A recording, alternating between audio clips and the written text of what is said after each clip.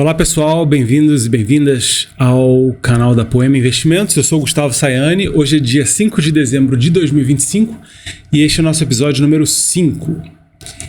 Hoje eu vou dar uma revisitada na Ferbasa, Companhia de Ferros Ligas da Bahia. Eu até comecei a dar uma olhadinha aqui de novo. Eu tenho... Os números mais recentes são do final do ano passado, final de 2024, tá? Então ela terminou o ano com 423 milhões de dívida, um passivo de 1 bilhão e 46, patrimônio líquido de 3 bilhões e 341. Então as relações dívida bruta sobre patrimônio líquido e passivo sobre patrimônio líquido parecem super tranquilas, olhando de uma maneira bem... inicial 0,13 dívida bruta patrimônio líquido, passivo sobre patrimônio 0,31. Na verdade é um número muito baixo, né? Nesse caso, a princípio bom. Liquidez corrente ela mantém sempre ali muito acima daquele 2, que seria um número bom, e mais do que isso é melhor do que menos, né? Fica aquela ideia assim, o que é liquidez corrente, né? É um dinheiro de fácil acesso que você tem ali, que hipoteticamente você poderia colocar mais a longo prazo com uma expectativa de ter um retorno mais alto, né? Então você começa a ficar com...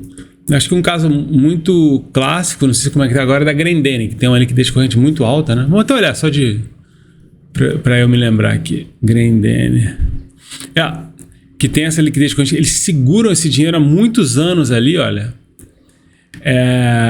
e meio que não fazem nada com esse dinheiro. Então, nesse caso, já gerou incômodo, né, em acionistas e coisa e tal. Acho que aqui não chega tanto, tá aqui 2,68, mas eu diria até que é um balanço do bom. Né? Receita aqui 2 bilhões e meio. Não é uma empresa que está vendo um crescimento explosivo, pelo contrário, está até crescendo. Se comparar com 10 anos atrás, cresceu um pouquinho, já ajustado pela inflação, mas uma taxa bem moderada, né? Aí de repente ela tem um ano de lucro aqui de 1 bilhão, são números oscilantes aqui. Mas o fato é que ela coloca uma média aqui de 450 milhões de lucro em 10 anos, média. E em 5 anos, 525. O fluxo de caixa livre não é tão... é menor, né? 249 milhões de média em 10 anos e 366 milhões de média em 5. Né? Uma das coisas que eu acho mais importante aqui é comparar a dívida, nesse caso 423, com essa capacidade de resultados demonstrados aqui, né? Então, 423, tá, se fosse pegar dos lucros, ela pagaria em 1 ano dos lucros. E se fosse do fluxo de caixa livre, 1 ano e pouco, né? Também sob esse aspecto aqui, o balanço dela parece tranquilo, né? Dá para ver que para uma empresa, né, nesse tipo de setor, ela é pequena, né, para as empresas listadas na bolsa, né? O que isso quer dizer? Talvez ela tenha uma dependência assim de uma determinada mina ou determinada instalação, né? Coisas assim que ela vai oscilar mais, né, do que uma Vale, uma CSN, coisas assim, né? Bom, de fato é um entendimento um pouco superficial que eu tenho e a gente está aqui, eu estou aqui para continuar a aprender, né? Mas vamos pegar os números de 2025 até agora. Central de resultados.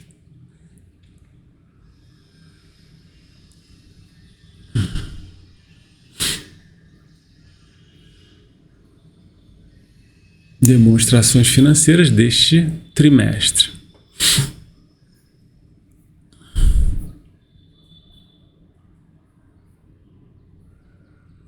Temos aqui o passivo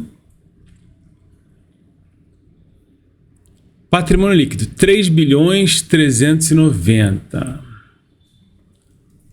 Sobe um pouquinho aqui. Talvez, se olhar a inflação, descer um pouquinho. O passivo, então o circulante, ó, 449.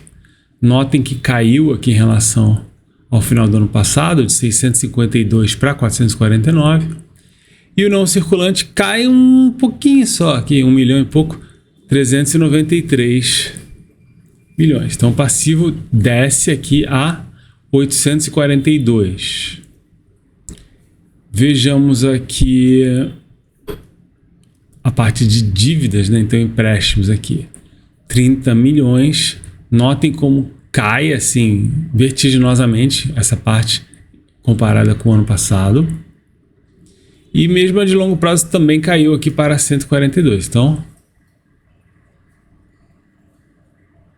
só estou dando uma olhada se eu estou perdendo alguma coisa aqui.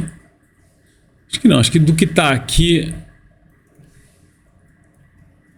é isso. Então, aparentemente cai muito, né? Pera aí.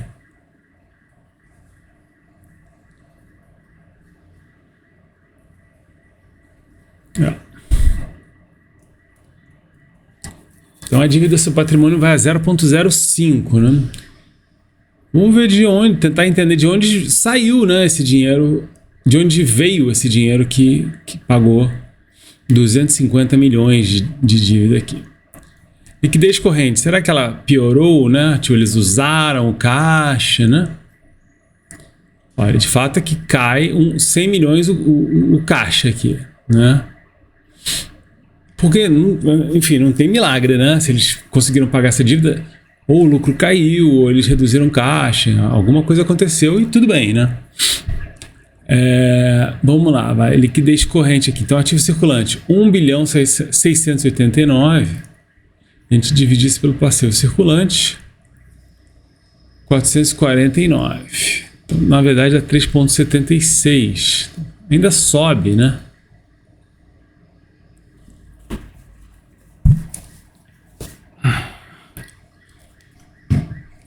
Interessante. Vejamos a receita. Será que é a receita então que subiu, né?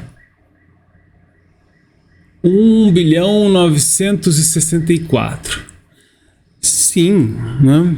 Foi 125 milhões a mais do que nos primeiros 3 trimestres do ano passado. Então, temos aí, né, 100 milhões aí e tal. 1 bilhão 964.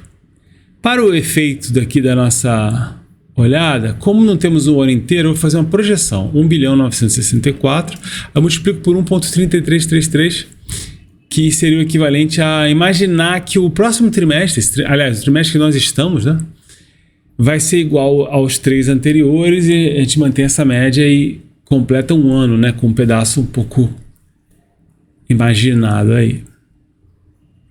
Tem certos tipos de negócios que isso é muito errado, né? Então, varejo, poxa, no terceiro trimestre é onde o varejo vende, né? Lojas de roupa, né? Esse tipo de coisa, né? Eu não sei, esse ferro, acho que é menos, né? Posso estar errado.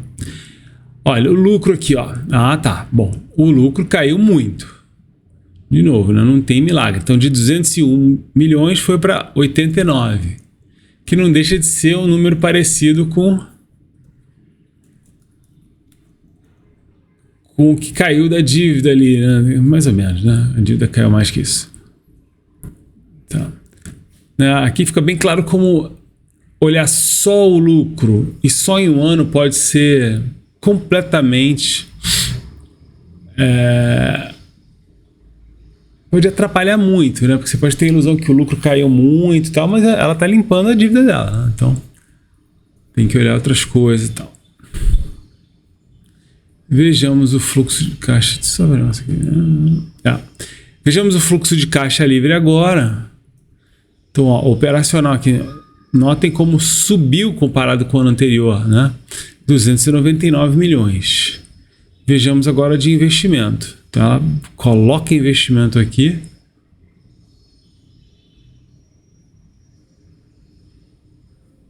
Eu estou só olhando os números aqui, tá? Menos 85. Então, ainda assim, tem um fluxo de caixa livre. Bom.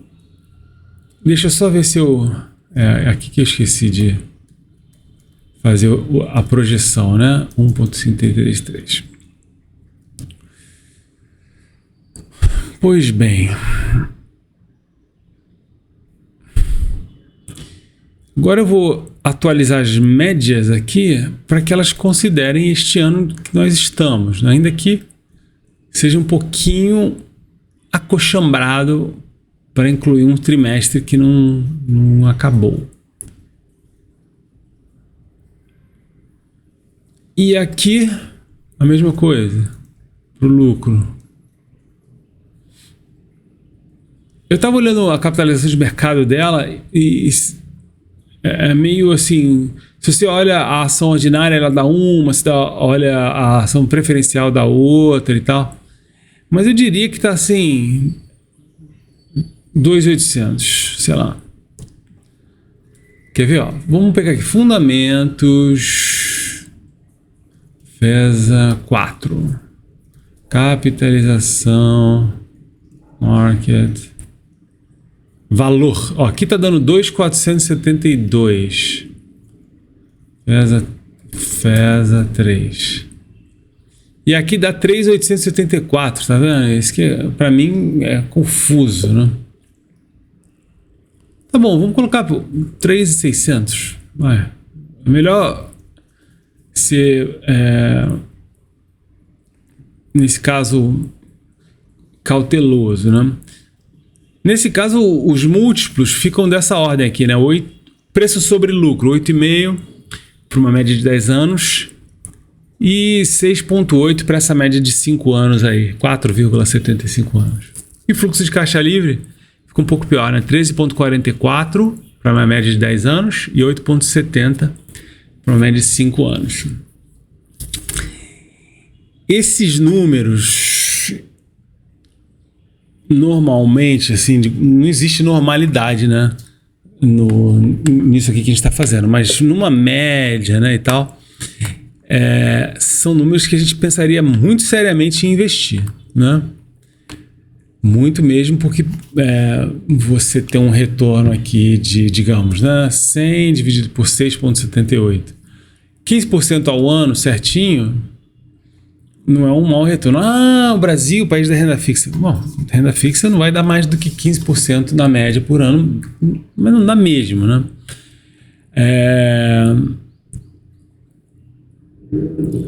Mas o momento que nós estamos vivendo, muito embora as ações tenham apreciado, né, especialmente esse ano agora, ainda se encontram outras, né, que dá para dizer que são mais baratas, né? Então, sei lá, desse setor, eu tenho, setores contíguos, né? A gente tem a Metalúrgica Gerdau, que eu falei recentemente.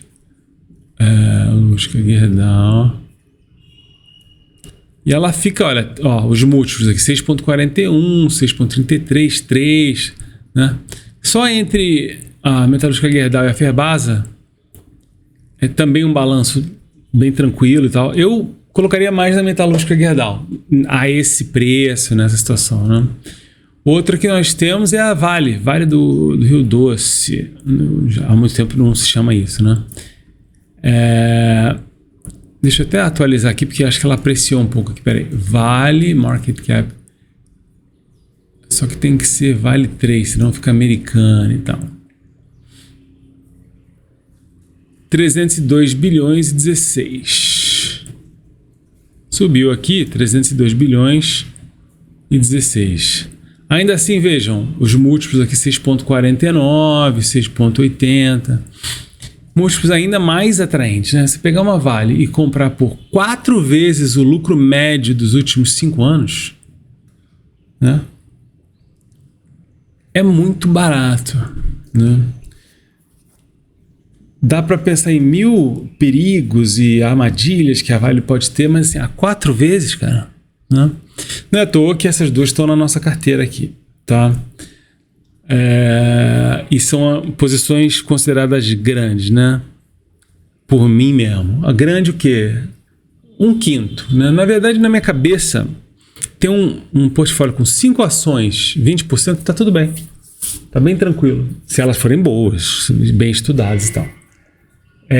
O que eu quero dizer é que eu não tenho a menor necessidade de diversificar, né? Além de 2, se for o caso, tranquilo. Muito difícil colocar tudo em uma só, né? Mas então ela tem esse 1/5, assim, né? Na nossa carteira nós temos 8, 9 empresas, né? Algumas são posições menores e tal, mas a Vale, através da Bradespar também, somadas, e a Metalúrgica Gerdau, cada uma corresponde a 20% do portfólio. Esse ano elas não brilharam muito, foram outras que brilharam mais, né? Mas é assim mesmo, né? Já que o assunto de hoje é a Ferbasa, sabendo o que eu sei, continuaria reinvestindo e aportando, mantendo as proporções de Vale e Metalúrgica Gerdau, e não na Ferbasa. É isso. Não me surpreenderia se a Ferbasa explodir, subir muito, porque ela é menor, pode acontecer, né? Faz parte. Então, no próximo episódio eu volto com outra empresa. Obrigado, um grande abraço. Tchau, tchau.